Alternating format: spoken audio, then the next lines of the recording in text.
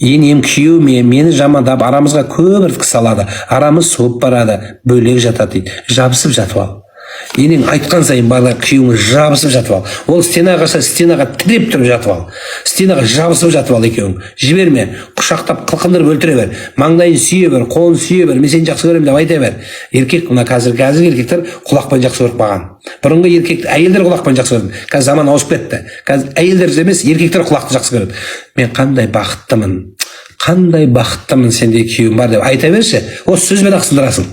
Мен қандай бақыттымын, мен сенсіз өмір сүре алмаймын, мен сенсіз өмірді не могу представить, вообще Құдай сақтасын деп айта бер. Болды. Содан кейін аялдыңа бүйтіп тұратын болады. Айта бер, жақсы жарымырыс.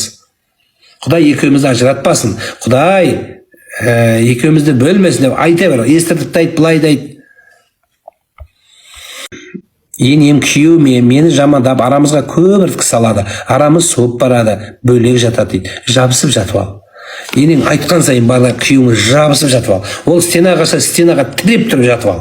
Стенаға жабысып жатып ал екеуің. Жіберме, құшақтап қылқындырып өлтіре бер. Маңдайын сүйе бер, қолын сүйе бер, мен сені жақсы көремін деп айта бер. Еркек, мына қазіргі еркектер құлақпен жақсы көріп қалған. Бұрынғы еркек, әйелдер құлақпен жақсы көрді. Қазір заман ауысып кетті. Қазір әйелдер емес, еркектер құлақты жақсы көреді. Мен қандай бақыттымын сендей күйеуім бар деп айта берші. Осы сөзбен ақ сындырасың.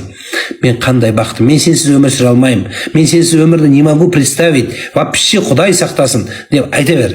Болды. Содан кейін аялдыңа бүйтіп тұратын болады. Айта бер, жақсы жарымырыс.